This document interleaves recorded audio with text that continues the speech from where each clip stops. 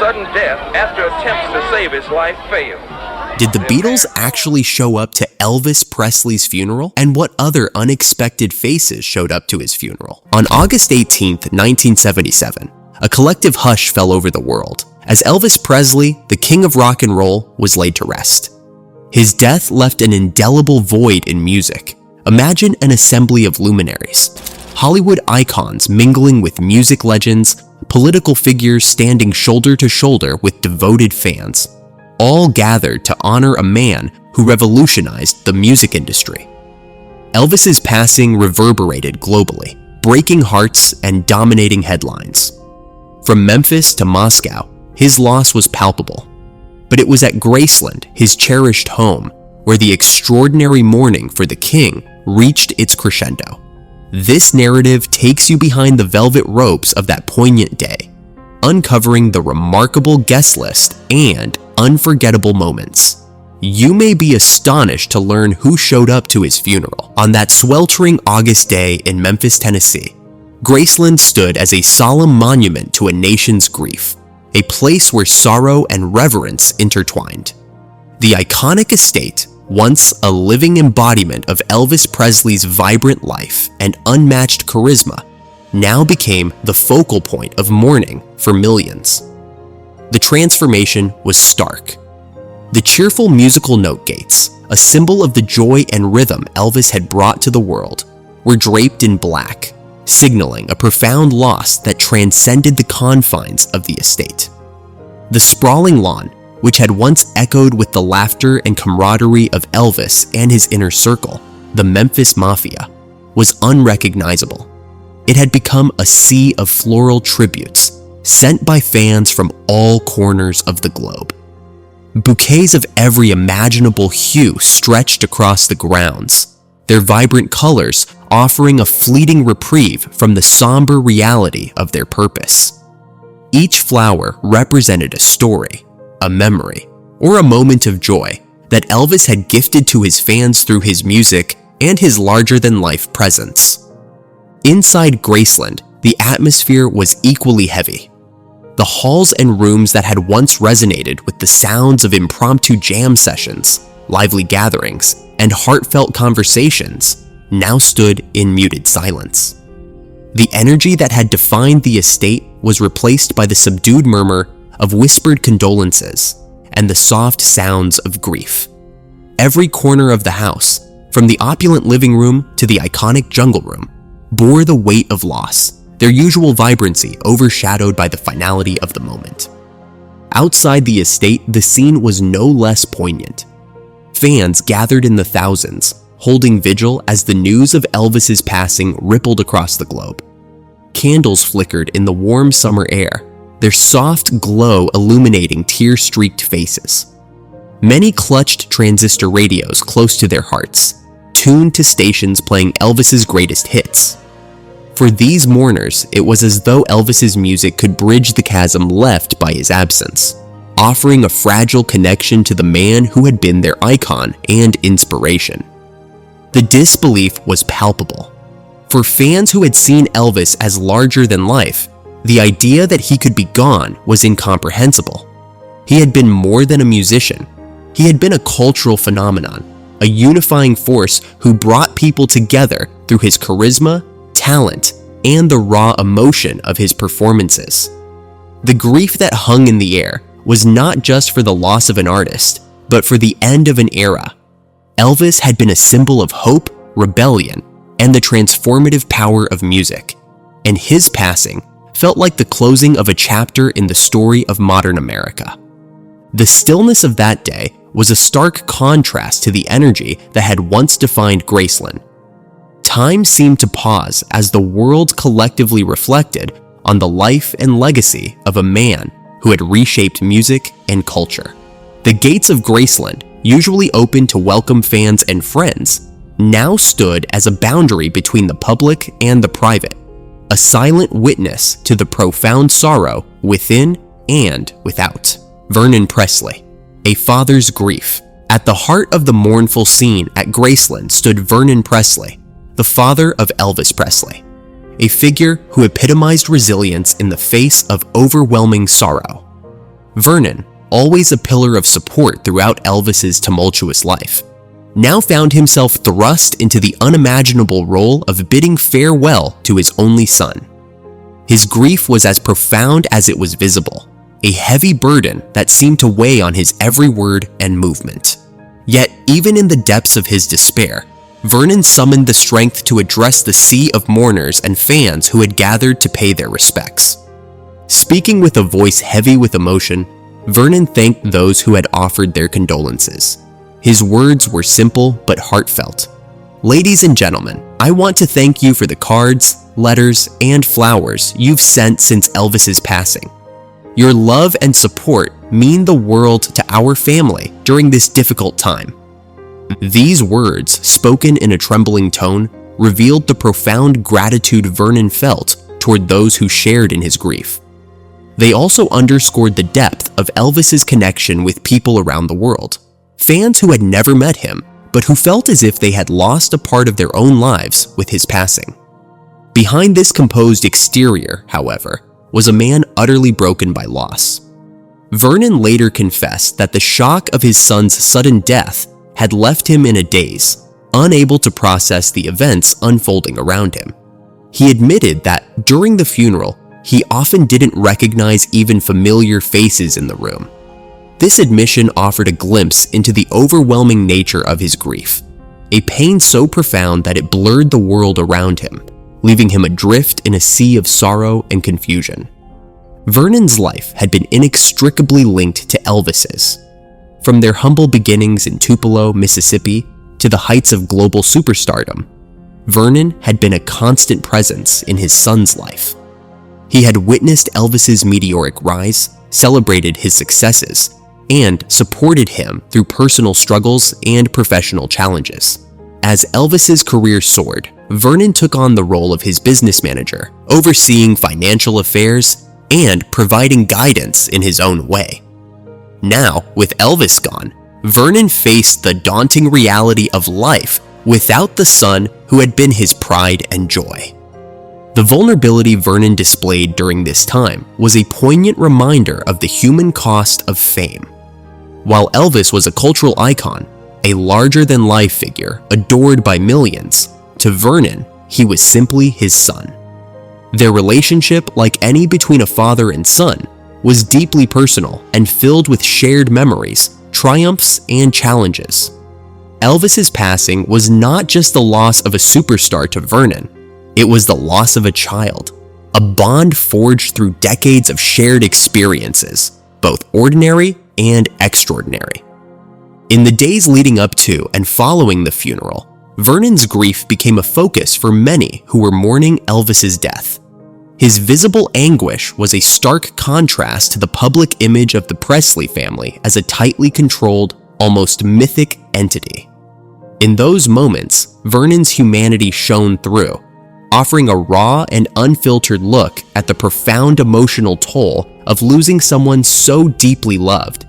Yet, even in his devastation, Vernon felt a responsibility to uphold Elvis's legacy. He became the guardian of Graceland, ensuring it remained a testament to his son's life and career. He took on the daunting task of responding to the thousands of letters and tributes sent by fans, determined to honor their connection to Elvis. This commitment was both a labor of love and a way for Vernon to channel his grief into preserving the memory of his son. Vernon's poignant vulnerability also highlighted the pressures and sacrifices that come with fame. While Elvis's life had been one of extraordinary achievements, it had also been marked by immense stress and personal struggles. Vernon had witnessed firsthand the toll that Elvis's career and lifestyle took on him, making his loss all the more heartbreaking. In many ways, Vernon's grief was not just for the man Elvis was, but for the life he might have had, if not for the relentless demands of his celebrity. As the days turned into months and years, Vernon's sorrow remained palpable. His emotional statement at the funeral, "Daddy will be with you soon," was hauntingly prophetic. Just 2 years after Elvis's death, Vernon passed away, joining his son and wife, Gladys, in eternity. For those who had seen Vernon's visible heartbreak, his passing felt like the inevitable culmination of a father's unbearable loss. Vernon Presley's role in Elvis's life and his profound grief after his death remind us that behind every icon is a family. Behind every legend is a father or mother, a loved one who experiences their highs and lows on an intimate, personal level. Vernon's strength in addressing the public, his vulnerability in expressing his grief, and his dedication to preserving Elvis's legacy all contribute to the enduring narrative of the Presley family, a story of resilience, love, and the profound human connection that exists behind the glittering facade of fame. The unexpected guests. Graceland that day stood as a crossroads of celebrity, legacy, and history, a unique convergence of those whose lives had been touched by the king of rock and roll. Among the mourners was Anne Margaret, Elvis's vibrant co-star in the iconic film Viva Las Vegas, and a figure rumored to have shared more than just on-screen chemistry with him. Arriving with her husband, Roger Smith, her presence was a poignant reminder of the personal and professional bonds Elvis had forged throughout his storied Hollywood career. Her solemn demeanor, contrasting with the fiery energy she once exuded on the screen alongside Elvis, reflected the depth of her connection to the man who had left an indelible mark on her life. Adding to the remarkable roster was Caroline Kennedy, daughter of the late President John F. Kennedy. Her attendance bridged the worlds of politics and popular culture, underscoring the universal appeal Elvis commanded. Few figures could draw such a wide-ranging audience, and Caroline's presence was a testament to Elvis's unique ability to transcend boundaries of class, profession, and politics. He was not just a musician, but a cultural phenomenon who resonated across the echelons of society. The godfather of soul, James Brown, made a striking appearance to honor a fellow music revolutionary. Brown and Elvis shared a history of chart-topping innovation that had reshaped the musical landscape. Their mutual respect had been evident in life, and now, in grief, Brown's presence spoke volumes about the unity and camaraderie among groundbreaking artists of their era. The sight of two titans of the music world connected through loss was a somber yet profound tribute to their enduring legacies. Hollywood's George Hamilton, known for his charisma and charm, attended as a longtime friend of Elvis. His usual dazzling smile was replaced by a somber expression, reflecting the weight of the moment. The Rat Pack legend Sammy Davis Jr. added another layer of significance to the gathering. A trailblazer in his own right, Davis symbolized the bridges Elvis had built between disparate worlds, including racial divides in an era of segregation. Their shared commitment to challenging societal norms through artistry and authenticity was emblematic of Elvis's far-reaching impact. Perhaps the most surprising and deeply symbolic attendee was John Wayne, the rugged American icon whose cowboy image stood in stark contrast to Elvis's hip-swiveling rock and roll persona.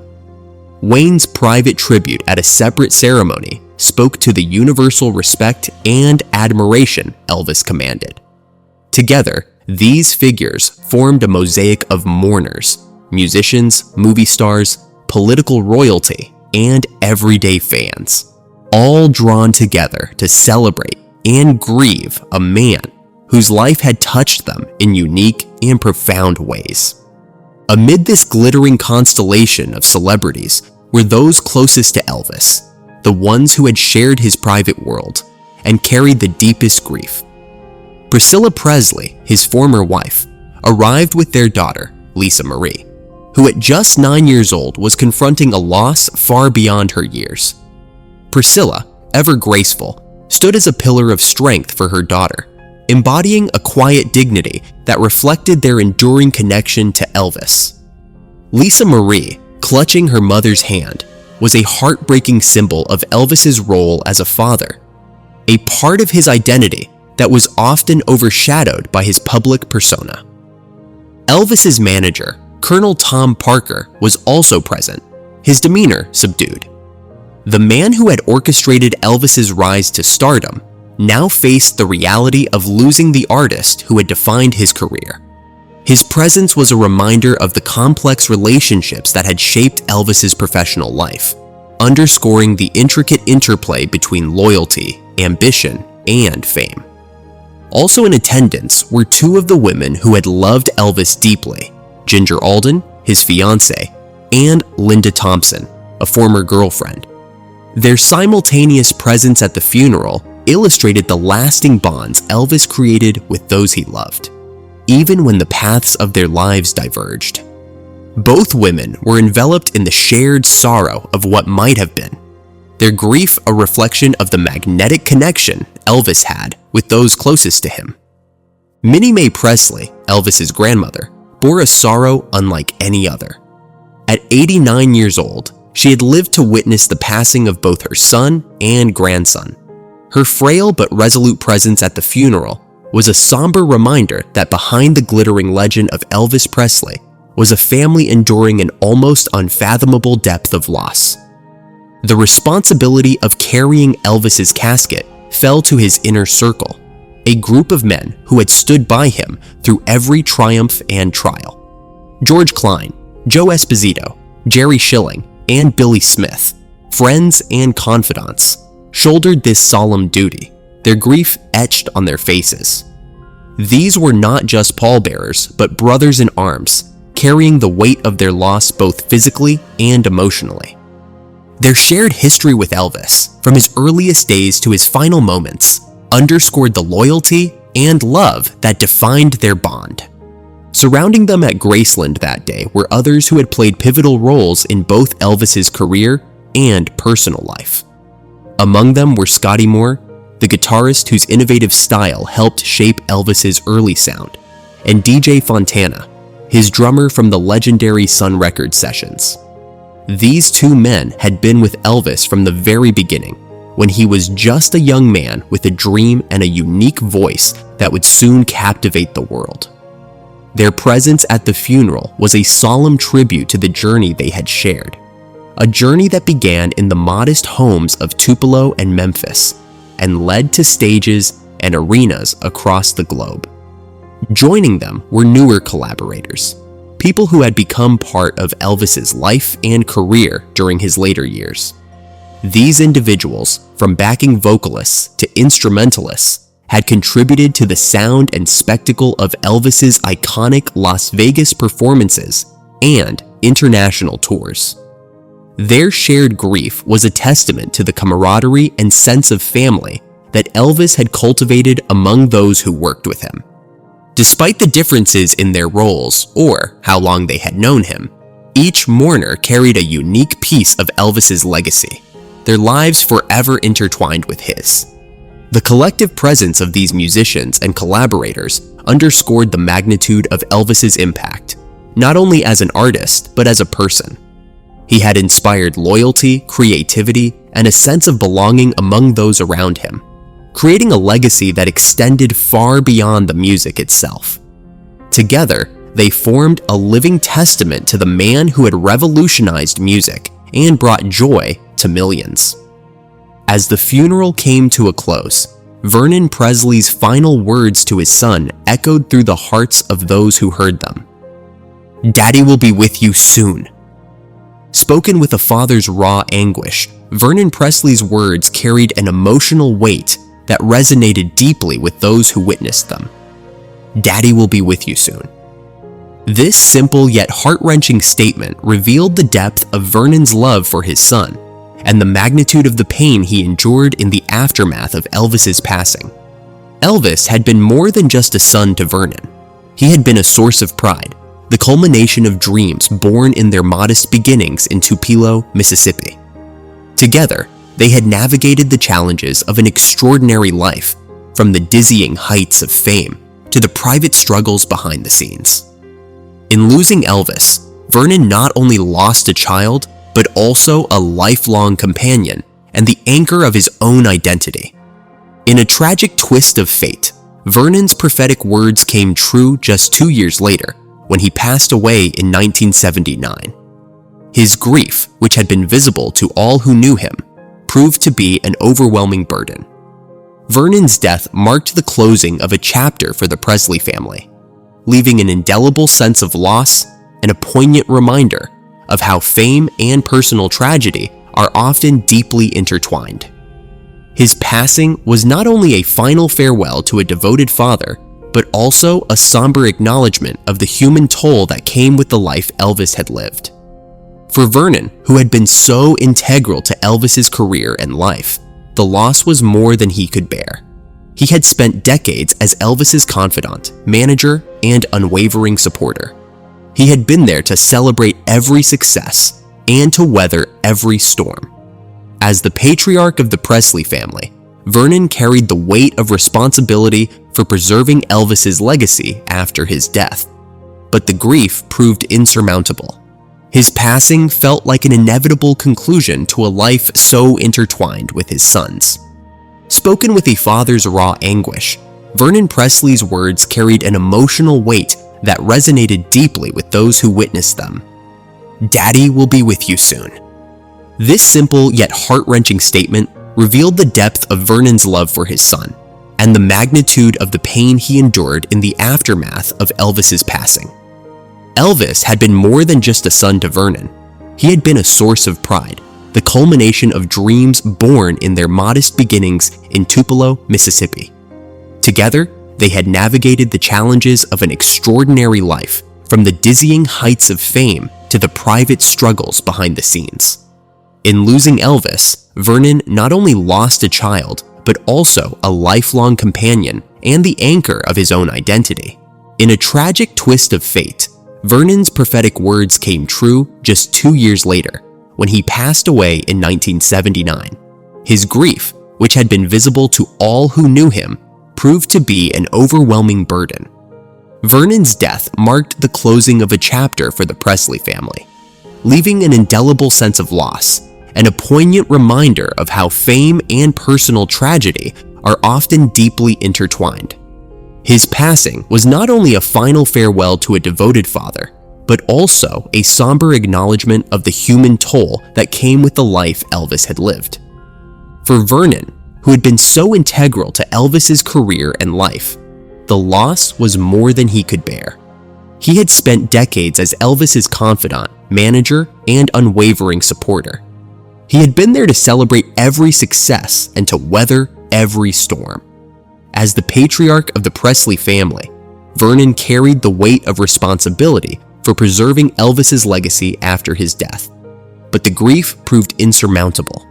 His passing felt like an inevitable conclusion to a life so intertwined with his sons. In the quiet of eternity, the Presley family found a reunion that transcended the pain and challenges they faced during their lifetimes. Picture Elvis seated at a celestial piano, his fingers dancing effortlessly over the keys as he plays a beloved gospel hymn, a genre that had always brought him comfort and joy. At his side, Gladys Presley, the mother whose love had shaped him and whose loss had deeply affected him, joins in with a harmony that evokes the warmth of home and unconditional love. Vernon, no longer burdened by the grief that consumed him in his final years, watches with pride and contentment, reunited with the family he cherished above all else. The pressures of fame, the heartbreak of loss, and the struggles of their earthly lives dissolve in this heavenly tableau, replaced by a profound sense of peace and unity.